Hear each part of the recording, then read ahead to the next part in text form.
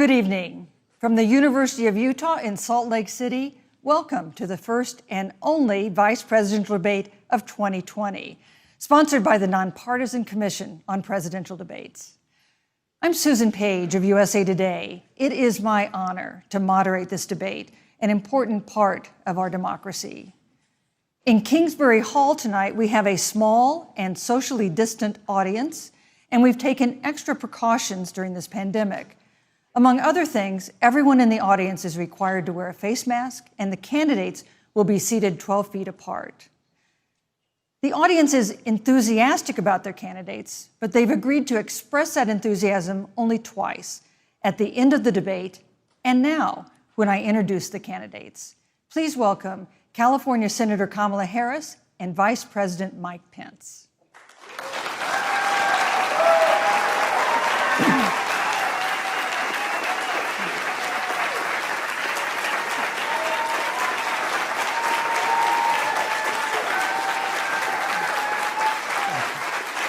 Thank you.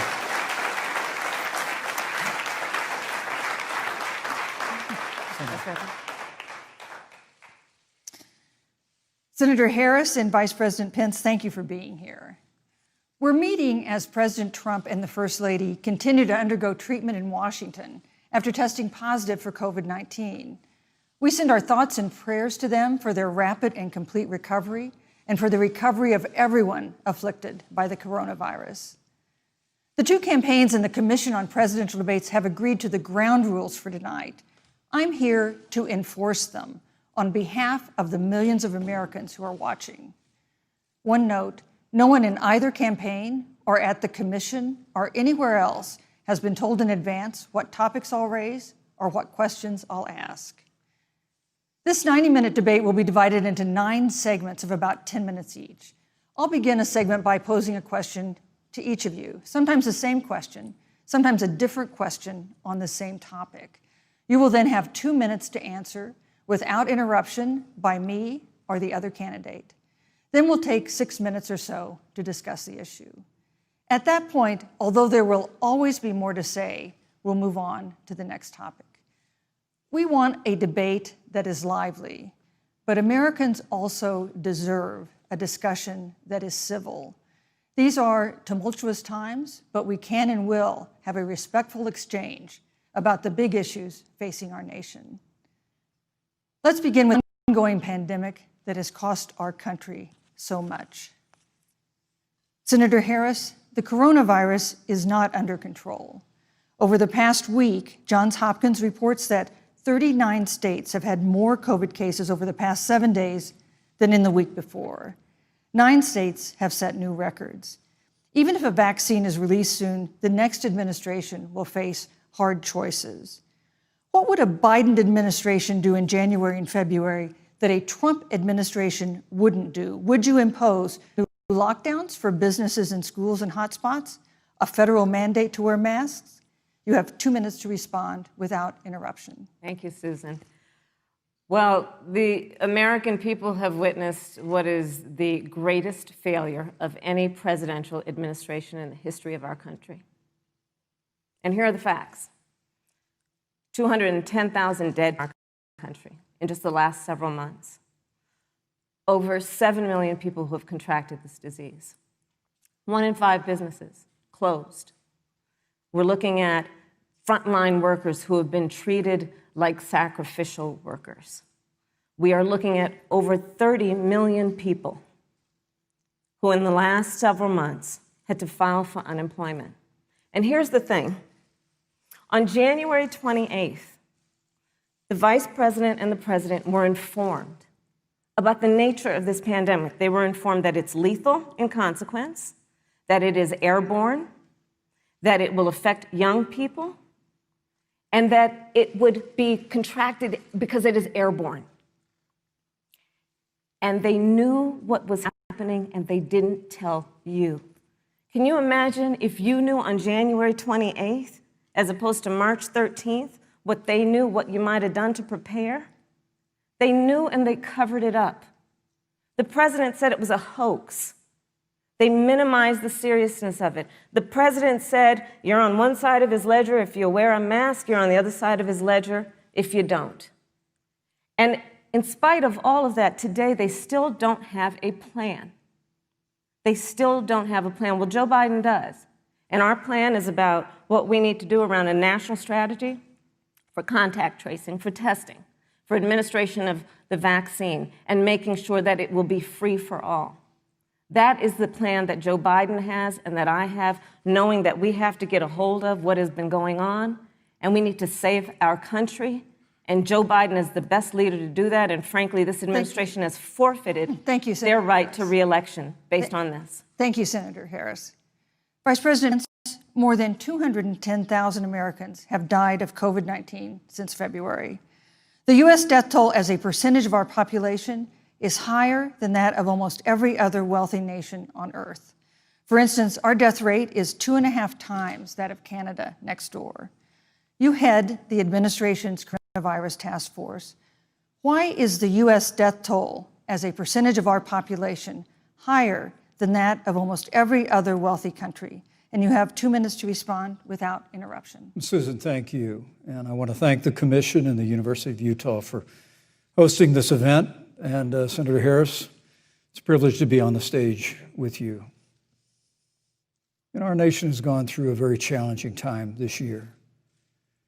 But I want the American people to know that from the very first day, President Donald Trump has put the health of America first. Before there were more than 5 cases in the United States, all people who had returned from China, President Donald Trump did what no other American president had ever done. And that was he suspended all travel from China, the second largest economy in the world.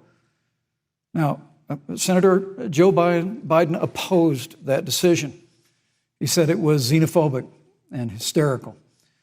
But I can tell you, having led the White House Coronavirus Task Force, that that decision alone by President Trump bought us invaluable time to stand up the greatest national mobilization since World War II. And I believe it saved hundreds of thousands of American lives. Because with that time, we were able to reinvent testing. More than 115 million tests have been done to date. We were able to see to the delivery of billions of supplies so our doctors and nurses had the resource and support they needed.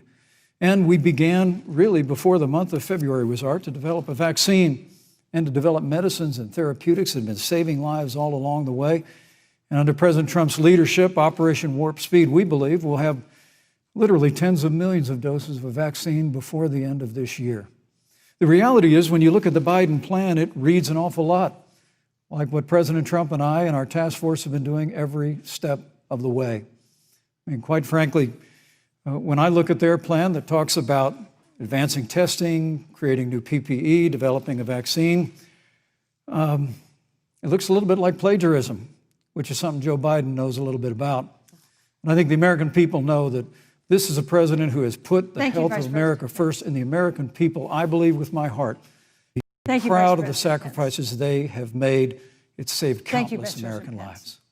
Senator Harris, would you like to respond? Absolutely. Whatever the vice president is claiming the administration has done, clearly it hasn't worked. When you're looking at over 210,000 dead bodies in our country, American lives that have been lost, families that are grieving that loss. And you know, the vice president is the head of the task force and knew on January 28th how serious this was. And then thanks to Bob Woodward, we learned that they knew about it. And then when that was exposed, the vice president said, when asked, well, why didn't y'all tell anybody? He said, because the president wanted people to remain calm. Well, let's get no, but Susan, this is important. Susan, I want to add, but Mr. Vice President, I'm speaking. I'm speaking.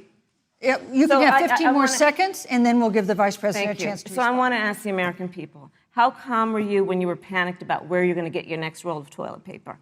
How calm were you when your kids were sent home from school and you didn't know when they could go back? How calm were you when your children couldn't see your parents because you were afraid they could kill them? Let's give Vice President Pence a chance to respond. Vice President Pence, you have 1 minute to respond. You know, there's not a day gone by that I haven't thought of every American family that's lost a loved one. And I want all of you to know that you'll always be in our hearts and in our prayers. But when you say what the American people have done over these last 8 months hasn't worked, that's a great disservice to the sacrifices the American people have made. I'm referring The reality, to the if I may finish, the reality is Dr. Fauci said everything that he told the president in the Oval Office, the president told the American people. Now, President Trump, I will tell you, has boundless confidence in the American people, and he always spoke with confidence that we'd get through this together. But when you say it hasn't worked, when Dr. Fauci and Dr. Birx and our medical experts came to us in the second week of March, they said if the president didn't take the unprecedented step of shutting down roughly half of the American economy, that we could lose 2.2 million Americans. Now, that's the reality. Thank you. They also Thank you, said Vice to us, if President we Pence. did everything right, Susan, we could still lose more than 200,000 Americans. Vice President Now, one Pence. life lost is Thank too you. many, Susan. But the American people, I believe, deserve credit for the sacrifices that they have made, putting the health of their family and their neighbors first, our doctors, our nurses, our first Thank you, Vice responders. President Pence. And I'm going to speak up on behalf of what the American people have done. Vice President Pence, you were in the front row in a Rose Garden event 11 days ago at what seems to have been a super spreader event for senior administration and congressional officials. No social distancing, few masks, and now a cluster of coronavirus cases among those who were there. How can you expect Americans to follow the administration's safety guidelines to protect themselves from COVID when you at the White House have not been doing so? Well, the American people have demonstrated over the last 8 months that when given the facts, they're willing to put the health of their families and their neighbors and people they don't even know first. And President Trump and I have great confidence in the American people and their ability to take that information and put it into practice. In the height of the epidemic, when we were losing a heartbreaking number of 2,500 Americans a day, we surged resources to New Jersey and New York and New Orleans and Detroit. We told the American people what needed to be done, and the American people made the sacrifices. When the outbreak in the Sun Belt happened this summer, again, Americans stepped forward. But the reality is the work of the President of the United States goes on. A vacancy on the Supreme Court of the United States has come upon us, and the President introduced Judge Amy Coney Yes, Barrett. thank you. Thank you, Vice But President at Pence. that, if I may say, that Rose Garden event, there's been a great deal of speculation about it. My wife Karen and I were there and honored to be there. Many of the people who were at that event, Susan, actually were tested Yes. for coronavirus, and it was an outdoor event, which all of our scientists regularly and routinely advise. The difference here is President Trump and I trust the American people to make choices in the best interest of their health. Joe Biden and Kamala Harris consistently talk about mandates, and not just mandates with the coronavirus, but a government takeover of health care, Thank you, the Vice Green New President Pence. Deal, all government control. We're about freedom and respecting the freedom of the American people. Let's talk about respecting the American people.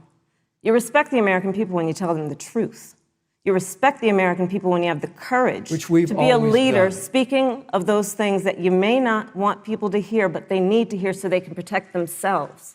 But this administration stood on information that if you had as a parent, if you had as a worker knowing you didn't have enough money saved up, and now you're standing in a food line because of the ineptitude of an administration that was unwilling to speak the truth to the American people. So let's talk about caring about the American people. The American people have had to sacrifice far too much because of the incompetence of this administration. It is asking too much of the people. Susan, we talked No, about Vice It is President asking Pence. too much of the people. Look- That they would not be equipped with the information they need to help themselves to protect Susan, their the parents President- and No, their I'm children. sorry. Kamala Harris, Senator Harris, I'm sorry. It's I fine, meant I'm to say- Kamala. No, you're Senator Harris to me. For life to get back to normal, Dr. Anthony Fauci and other experts say that most of the people who can be vaccinated need to be vaccinated. But half of Americans now say they wouldn't take a vaccine if it was released now. If the Trump administration approves a vaccine before or after the election, should Americans take it, and would you take it? If the public health professionals, if Dr. Fauci, if the doctors tell us that we should take it, I'll be the first in line to take it, absolutely. But if Donald Trump tells us that we should take it, I'm not taking it. Vice President Pence, there have been a lot of repercussions from this pandemic. In recent days, the president's diagnosis of COVID-19 has underscored the importance of the job that you hold and that you are seeking. That's our second topic tonight. It's the role of the Vice President.